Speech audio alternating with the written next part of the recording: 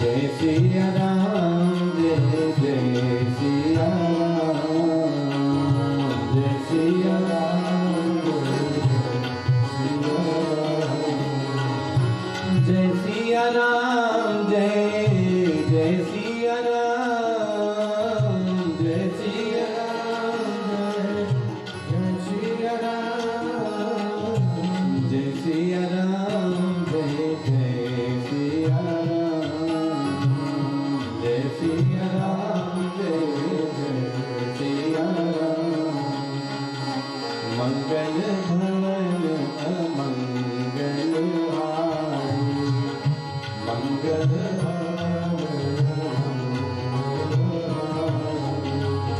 प्रभु सुदशरथ गिर बिहारी प्रभु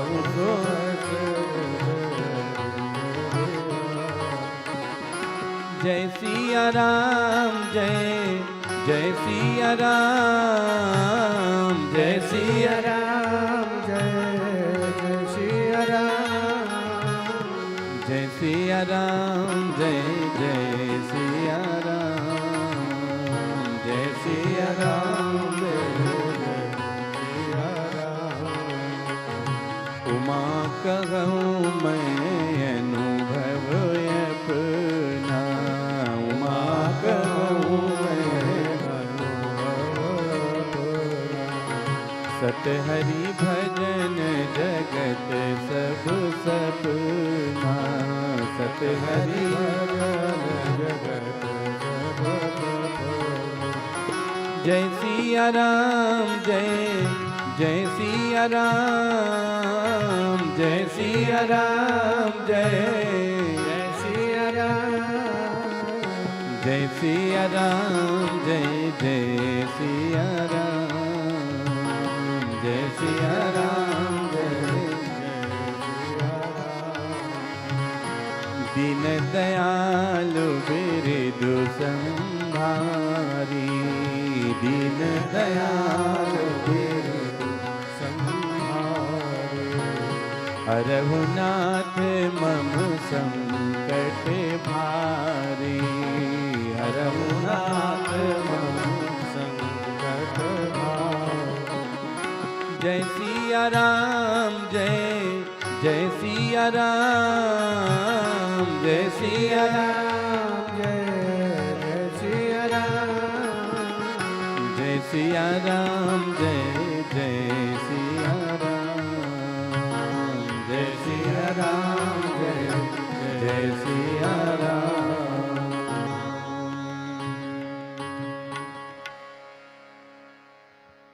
आइए हम लोग मिथिला के भजन में चलते हैं।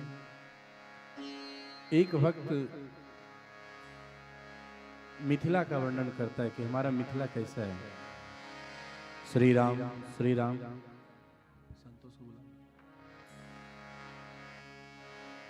श्री सीताराम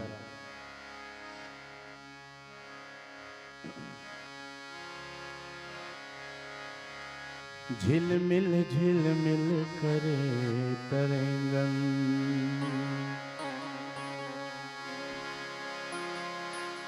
झिलमिल झिलमिल करे तरंगम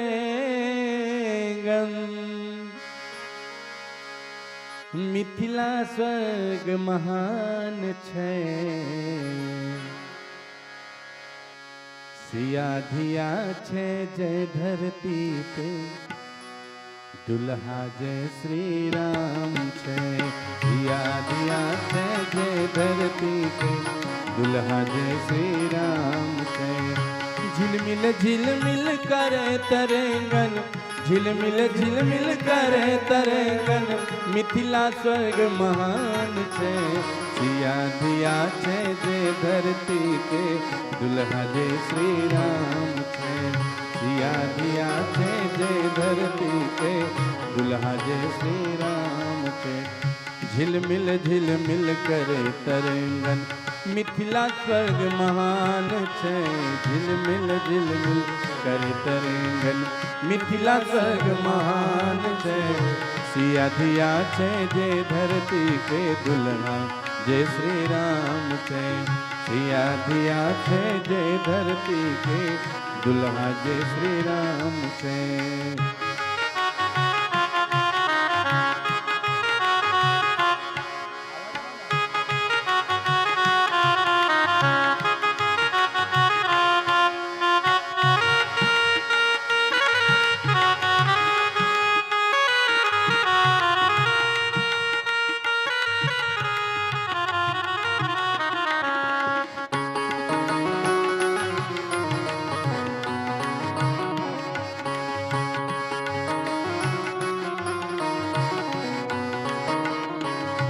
देखिए मिथिला में ये प्योर मैथिली भाषा में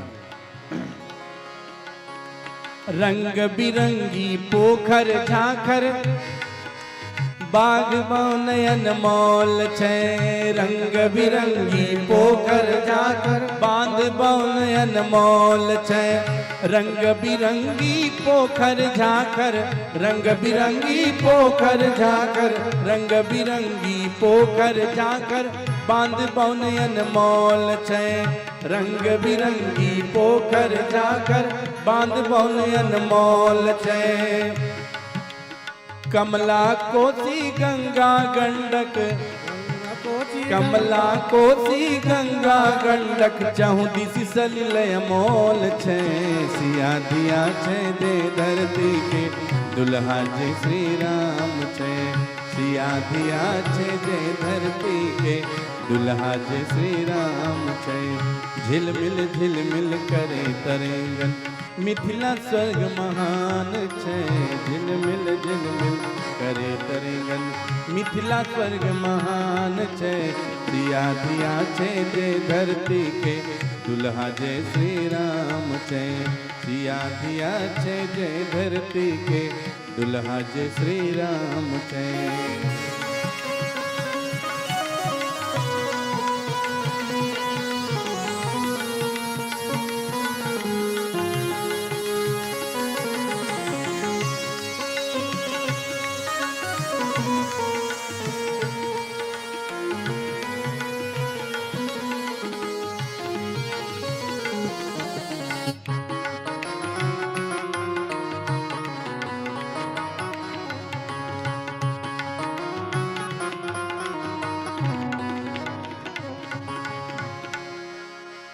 हरियर हरियर पीपर पाकर जामुन आम लताम छे। हरियर हरियर पीपर पाकर जामुन आम लताम छे। हरियर हरियर पीपर पाकर जामुन आम लताम छे। हरियर हरियर पीपर पाकर जामुन आम लताम छे। प्रबल पराक्रम जन कवि देहक प्रबल पराक्रम जन कवि देहक विद्यापति कर गान छे। सिया दिया छे दे धरती के दुल्हा जे श्री राम छे। सिया दिया छे दे धरती के दुल्हा जे श्री राम छे। झिलमिल करे तरेंगन झिलमिल करे तरेंगन मिथिला स्वर्ग महान छे। सिया दिया छे दे धरती के दुल्हा जे श्री राम छे। सिया दिया छे जे धरती के दुल्हा जे श्री राम छे।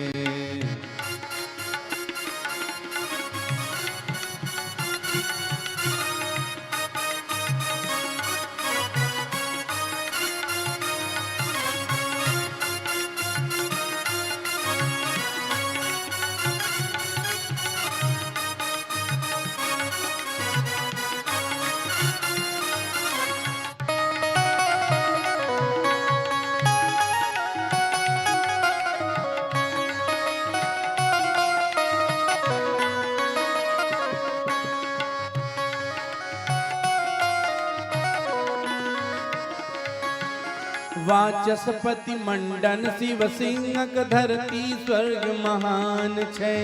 वाचस्पति मंडन शिव सिंहक धरती स्वर्ग महान छे। स्वच्छ गगन में ज्योति प्रदीपक स्वच्छ गगन में ज्योति प्रदीपक शरद अंजुरिया चांद छे। सिया दिया छे जे धरती के दुल्हा जे श्री राम छे। सिया दिया छे जे धरती के दुल्हा जे श्री राम छे। झिलमिल करे तरेंगन, झिलमिल करे तरेंगन, मिथिला स्वर्ग महान छे। झिलमिल करे तरेंगन, मिथिला स्वर्ग महान छे। सिया दिया छे जे धरती के दुल्हा जे श्री राम छे। सिया दिया छे जे धरती के दुल्हा जे श्री राम छे। सिया दिया छे जे धरती के दुल्हा जे श्री राम छे। सिया दिया छे जे धरती के दुल्हा जे श्री राम छे। दुल्हा जे श्री राम छे, दुल्हा जे श्री राम छे। बोलिए मिथिला धाम की जय हो। बड़े भाग लली, हमारे किशोरी जी बड़ी भाग्यशाली है। मोरे जान राम सीता की, मोरे जान राम सीता की, ये जोड़ी अचल हमेश की। बड़े भाग लली की, बड़े भाग लली मिथिलेश की। बड़े भाग लली मिथिलेश की।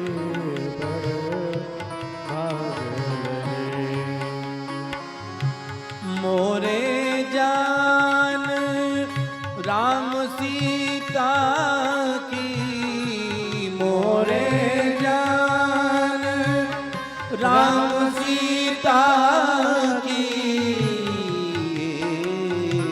जोड़ी अचल हमेश की। जोड़ी अचल हमेश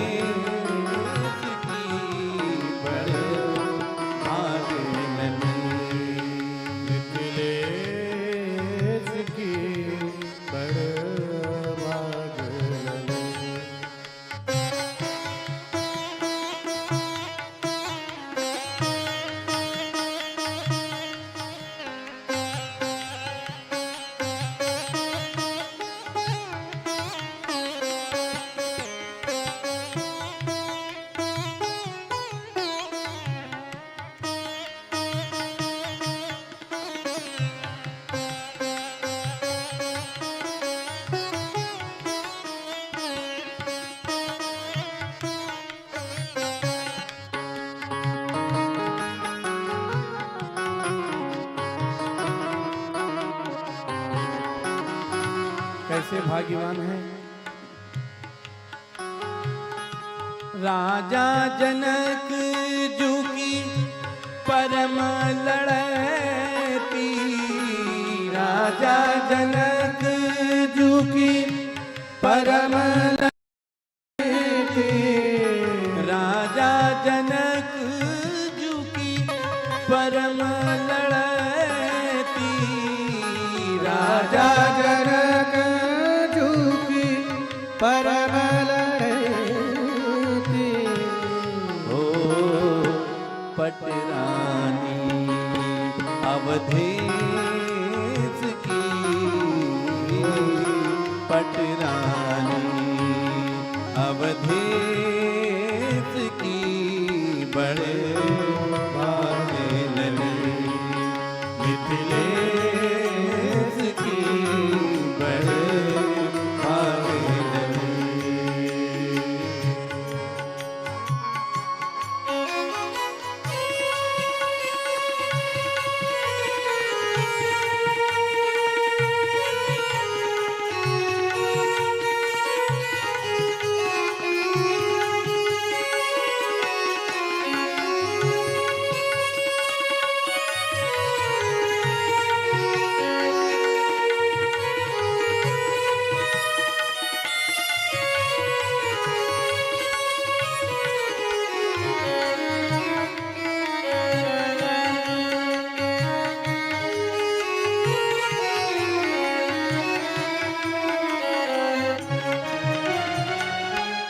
गौरी कहो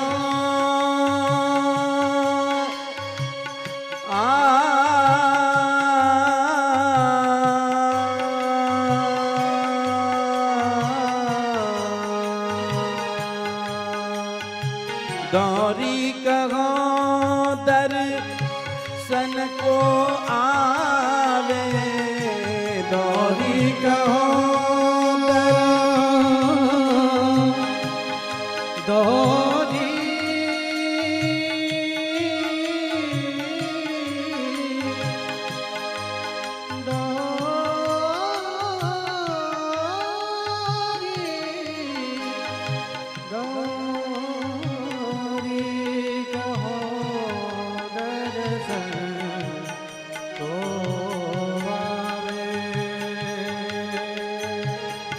गौरी कहो दर्शन को आवे गौरी कहो दर्शन को आवे ये भूप वधू सब देश की ये भूप वधू सब देश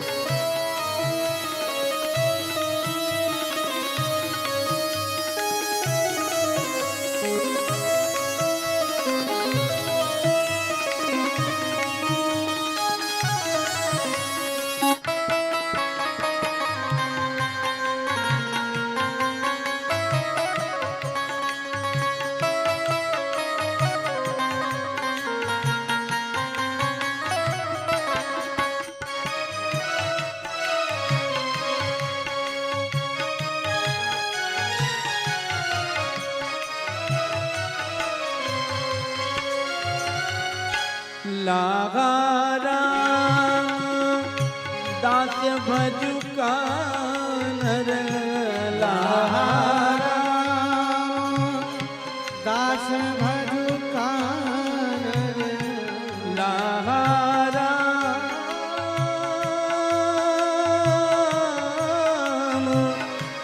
लागा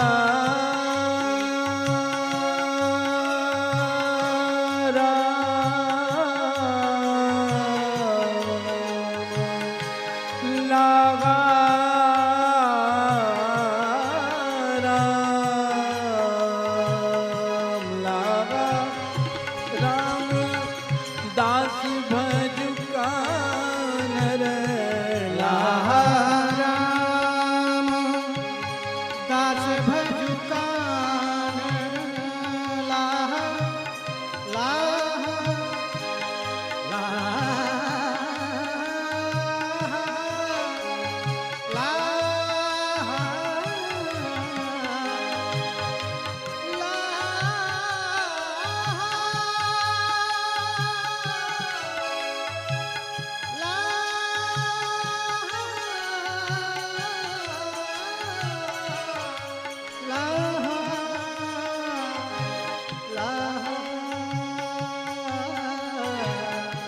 लाहा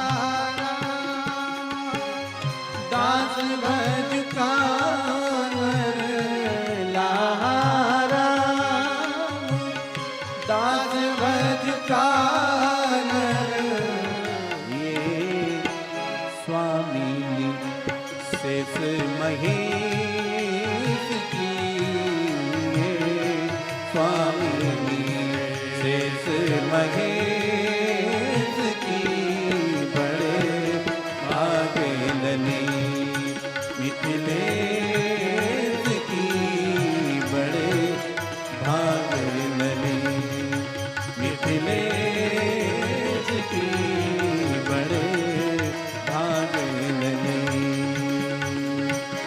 मोरे जान राम सीता की मोरे जान राम सीता की ये जोड़ी अचल हमेश की ये जोड़ी, अचल हमेश की बड़े भाग लगे मिथिलेश की, बड़े भाग लगे, बड़े भाग लगे, बड़े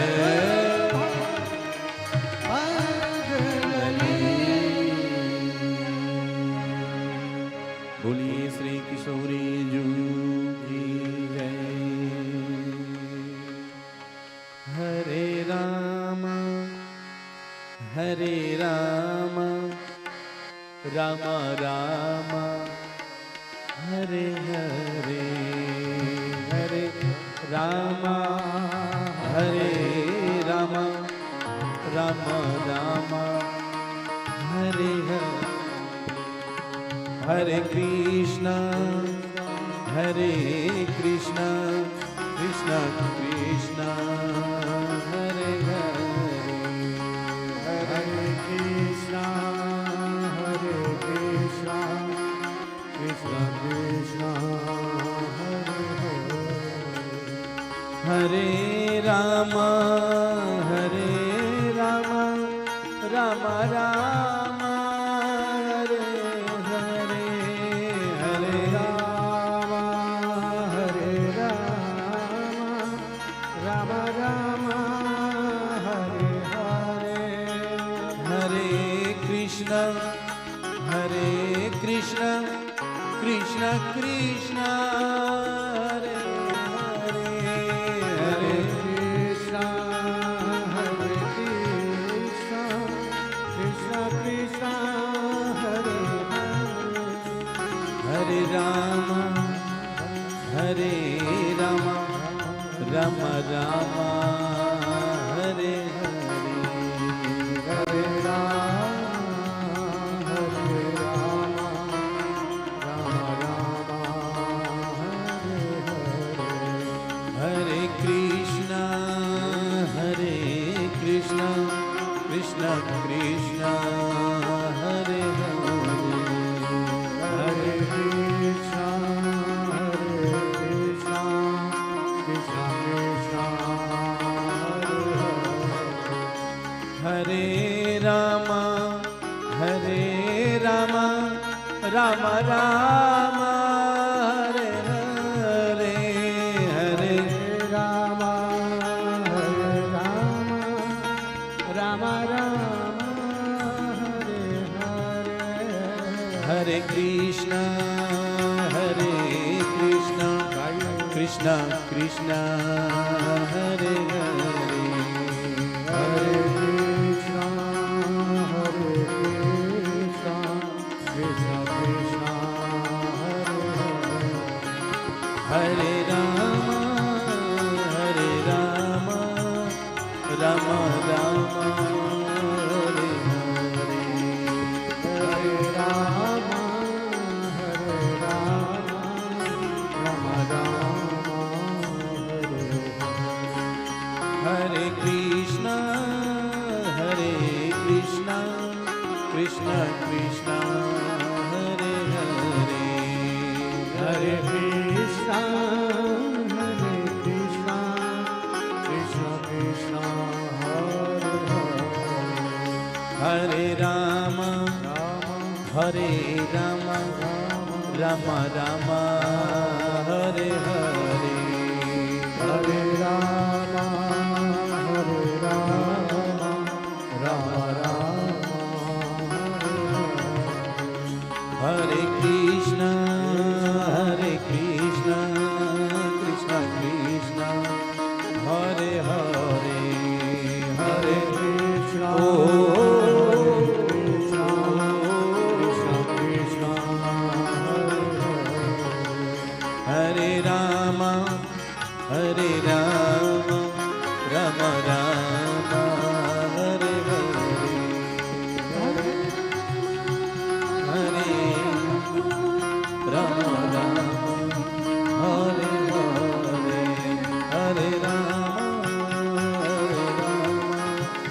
राम राम हरे हरे हरे जय जय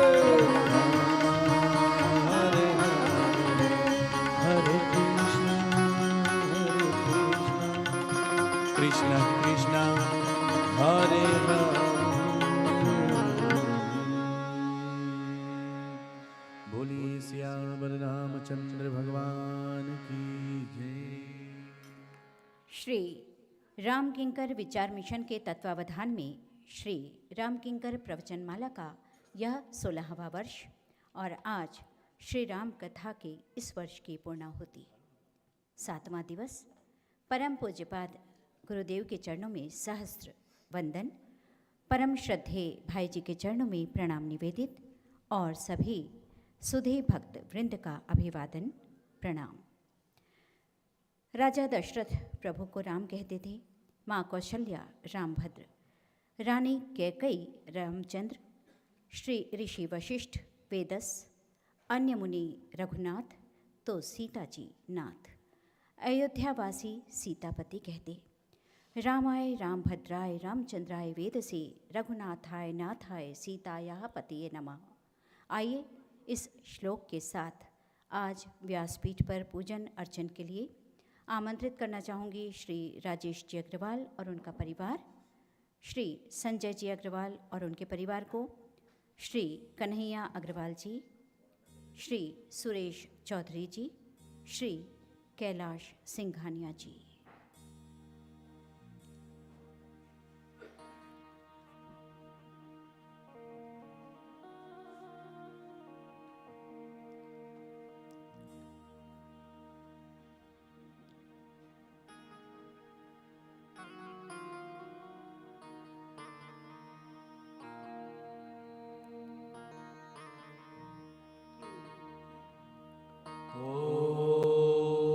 हरि ओम मा स्वस्ति न इंद्रो वृद्धश्रवाः स्वस्ति नः पूषा विश्ववेदाः स्वस्ति नस्तारिक्षो अरिष्टनेमिः स्वस्ति नो बृहस्पतिर्दधातु बृहदस्वा मरुतः वृष्णिमातरः सुभञ्जावानो विदधे जगमायाः अग्निर्जिह्वा मानवाः सूर्यचक्षुषो विषवेनो देवा अवसागमन्यः भद्रं कर्णेभिः शृणुयामदेवा भद्रं पश्येमाक्षभिर्यजत्राः स्थिरैरङ्गे श्रुत्वागुंसस्तनोर्भिर्व्यसेमहि देवहितं जरायुः सखमेन्दो शरदो अन्ति देवा जगरा न जगरा जरसन्तनो नामा पुत्रासो यत्र पितरो भवन्ति मानो मर्यादिरिगता युर्गन्तो अदितिर्योरदितिरन्तरिक्षमदितिर्माता स पिता स पुत्रः विश्वे देवा अदितिः पञ्चजना अदितिर्जातमदितिर्जनित्वा। परम श्रद्धेय भाई जी के श्रीमुख से हमने इन 7 दिवसों में श्री राम कथा में अवगाहन किया। हम उसे अपने जीवन में आत्मसात करें और अब श्री राम किंकर विचार मिशन रायपुर की ओर से आमंत्रित करना चाहूँगी डॉक्टर नवनीत जी जैन और श्री पुरुषोत्तम जी सिंघानिया को कि वे भाई जी का सम्मान करेंगे।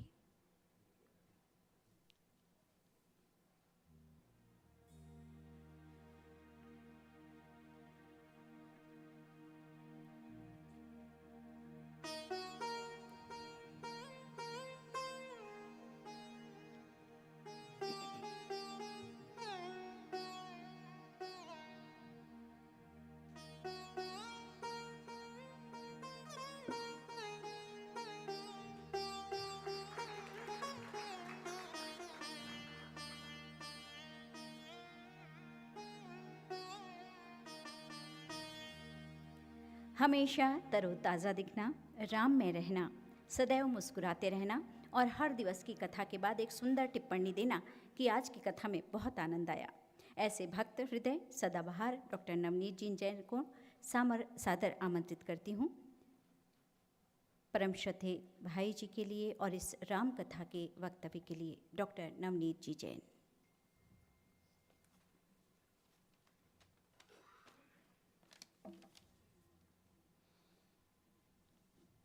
श्री राम शरणम मम, श्री गुरुवे नमः। परमादरणीय परम पूज्य भाई जी को मेरा चरण स्पर्श। मैं अब आप सब श्रोताओं के प्रति नतमस्तक हूँ। आप सब श्री राम किंकर परिवार के हैं। यह जो राम कथा है, यह हमारे जीवन के लिए अमृत पर्व है, जब हम अपने आप को भूलकर भगवान में लीन हो जाते हैं। श्री सीता जी के चरित्र को केंद्र बनाकर पूज्य भाई जी ने इस कथा को शोक का विषय बना दिया। कथा का एक एक सूत्र यदि विचार किया जाए तो एक दर्शन था। यह कथा मात्र सुनने की नहीं, अपितु श्रवण, मनन और जीवन में अनुकरण की बूटी है। हम पूज्य भाई जी में ही अपने गुरुदेव परम पूज्य श्री राम किंकर जी महाराज को देखते हैं। आप वे ही हैं। हमने यह अनुभव किया है कि कथा यहीं निकलती है और यहीं पर श्री राम के चरित्र समुद्र में विलीन हो जाती है। कथा के पश्चात भाई जी की सरलता, सहजता, व्यवहारिकता ज्यों की त्यों हो जाती है, जो कि अनुकरणीय है। भाई जी का जीवन में 14 लोकों की यात्रा है। उनको हम कुछ दे नहीं सकते, उनके मुख से कथा में सुने गए अनेकों सूत्रों को ले सकते हैं। हमारा यह संकल्प है कि यह कथा और यह दैनिक प्रार्थना हमेशा गंगा की तरह बहती रहे। कथा सुनकर हमारी जीवन शैली बदल जाती है और श्रोताओं के साथ अपना निजी आध्यात्मिक संबंध लगने लगता है। सत्संग जीवन का अमृत पक्ष है। अभी पिछले नवंबर मास में हम चित्रकूट गए थे, जहाँ पर हमारे गुरुदेव पूज्य श्री राम किंकर जी महाराज का आश्रम है। वहाँ उनका श्री राम किंकर जन्म शताब्दी समारोह मनाया गया। उस आयोजन की गरिमा, भावना, महिमा सब कुछ अद्भुत थी। सारे विश्व के भक्त पधारे थे और महानतम संत लोग श्रोता और वक्ताओं के रूप में अपनी भाव सुमनांजलि अर्पित करने के लिए आए। सारा कुछ राममय था। मैं अधिक कुछ न कहते हुए यही चाहूँगा कि पूज्य भाई जी का स्वास्थ्य अच्छा रहे और वह इसी तरह हमें राम कथामृत का पान कराते रहें। अगले वर्ष के लिए मैं भाई जी को सादर आमंत्रित करता हूँ। आप सब राम कथा के सुधी श्रोताओं के प्रति शत नमन। अंत में मैं पूरे सिंघानिया परिवार के प्रति अपना साधुवाद व धन्यवाद देता हूँ। And thanks to Saket to form a palace for पूज्य भाई जी। श्री राम किंकर विचार मिशन परिवार के सभी लोगों को मेरा साधुवाद, धन्यवाद।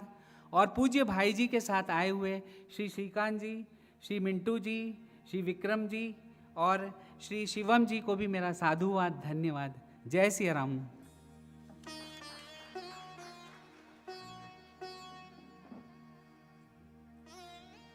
बहुत बहुत धन्यवाद। और आप सभी भक्त रसिकों से एक आग्रह होगा कि जब आप यहाँ से कथा के बाद प्रस्थान करेंगे तो बाहर बिट्टू भैया बैठे हैं जिनके पास बुक का स्टॉल है, तो वहाँ पे अपना व्हाट्सएप नंबर आप देते जाइएगा ताकि अगले वर्ष के लिए हम आपको पूर्व में सूचना दे सकें। प्रार्थना के दौरान हो या कथा आरंभ होने से पूर्व सारी व्यवस्थाओं को व्यवस्थित करते रहते और सभी को व्यवस्थित रखने का कार्य करते हैं आदरणीय भैया पुरुषोत्तम जी सिंघानिया। मैं धन्यवाद ज्ञापन हेतु सादर आमंत्रित करती हूँ।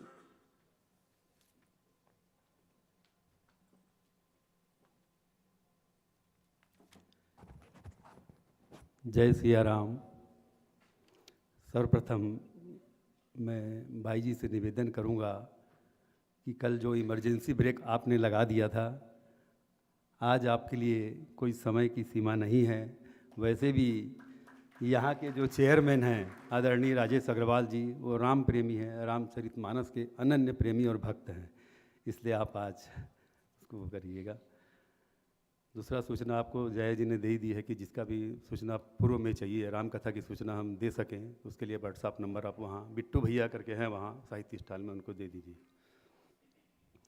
आगे हम लोग राजा राम की आरती गाते हैं, उसमें एक लाइन आती है, राम कथा नित शिव जी गावे, नित राम कथा नित शिव जी गावे, सुन सुन मैं निज जन्म सवारूं।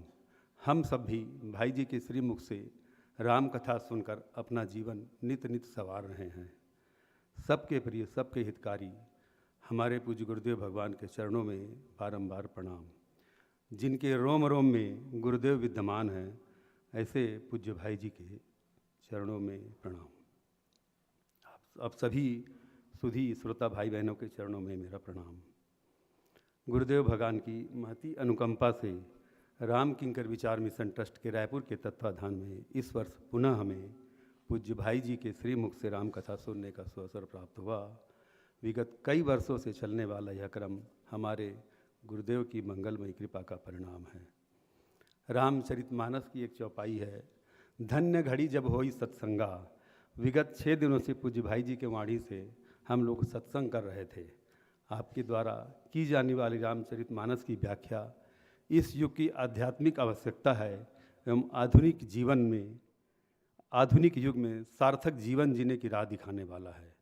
आपने पूरी राम कथा को जीवन मूल्यों के निकष पर कसने का सफल प्रयास किया है।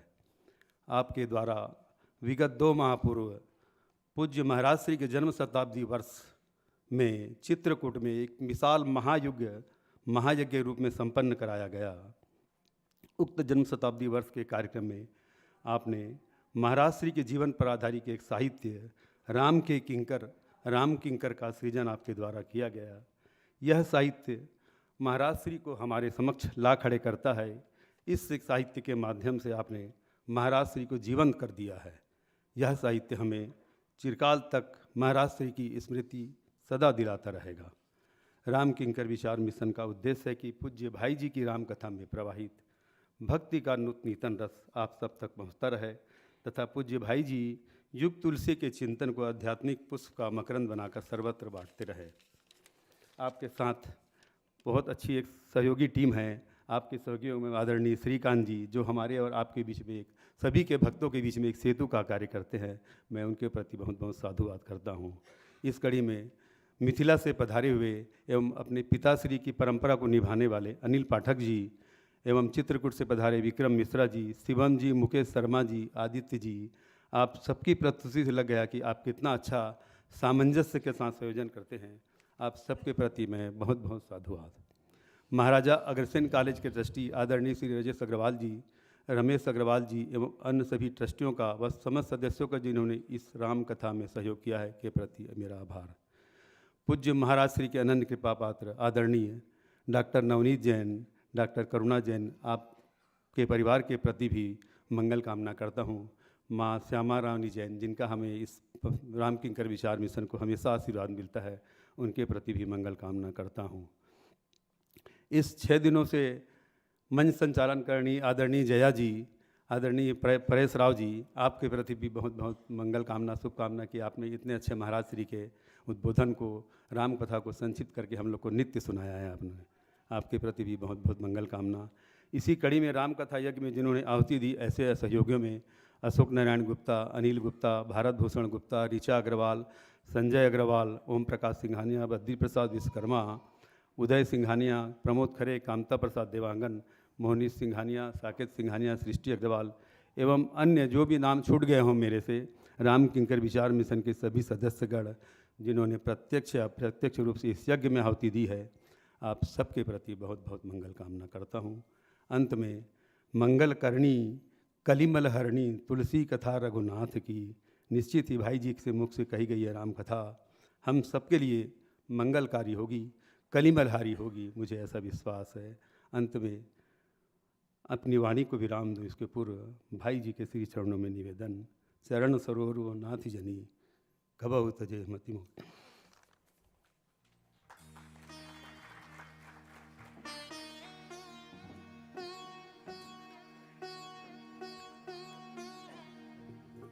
आज बहुत ही संक्षिप्त में कथा का सार रखने का प्रयास करूंगी गुरु कृपा से, ताकि हम अधिक से अधिक आज परम श्रद्धेय भाई जी को सुन सकें। पुष्प वाटिका का प्रसंग, श्री सीताराम जी के विवाह के पूर्व का प्रसंग चल रहा है। भावमयी चित्रण इस वर्ष कथा में अवगाहन करते हम सभी। राम कथा वह अमृत है जिसे हृदय जितना भी पान करे कुछ न कुछ शेष रह जाता है। इतने बृहत भाव की 7 दिनों में व्याख्या संभव ही नहीं है। वस्तुतः परम श्रद्धेय भाई जी ने सुंदर कथा से हमारी मति को सुमति करने के कई मंत्र दे दिए हैं। लौकिक तत्व और वैदिक तत्व का लक्ष्य एकमात्र ईश्वर होता है। ईश्वर प्राप्ति के कई साधन हैं। ये कथा श्रवण तब सार्थक है जब हम सब अपनी सबकी भावनाओं का ध्यान रखें, जब ईश्वर हमारे केंद्र में हो। लौकिक बातें विस्मृत होने लगेंगी और ईश्वर में स्मृति हमारी बनी रहने लगेगी। मनोरथ सांसारिक दृष्टि से होगा तो विरोध भी होगा, भगवान से होगा तो अंतःकरण चतुष्टय मन, बुद्धि, चित्त और अहंकार पवित्र हो जाएंगे। संकल्प विकल्प मन करता है, निश्चय बुद्धि करती है। दूसरे की तुलना में स्वयं को बड़ा मानना अहंकार का लक्षण है और सबको रखने का स्थान होता है चित्त। जैसी हमारी मन स्थिति होती है वैसे ही हम वस्तुओं को देखते हैं। मोह के लिए आपने संकेत दिया, ज्ञान यानी जानना, अज्ञान माने न जानना, और मोह है जानते हुए भी न जानने जैसा व्यवहार करना। दुख में आशा का केंद्र भगवान होंगे तो दुख कभी उत्पन्न नहीं होगा। भ्रम संदेह की परिणति है। जब हमारी स्मृति परमार्थ ज्ञान सहित जीवन की सारी गतिविधियों में भगवान को केंद्र में रखेंगी तो मति निर्मल और सुमति बन जाएगी। जीवन के सारे संकल्प विकल्प श्री रामचरितमानस को हृदयस्थ करने से दूर हो जाएंगे। हमारी मति रति गति राममय हो जाएगी। श्री सीताराम जी अद्वैत हैं, सुमन हैं। वस्तुतः हम सत्संग के एक एक शब्द अपने जीवन में आत्मसात कर लें तो जीवन में भक्ति आ जाएगी। इन सूत्रों से कल की कथा की दृष्टि हुई। आज की कथा के लिए परम श्रद्धेय भाई जी को सादर आमंत्रित करती हूँ।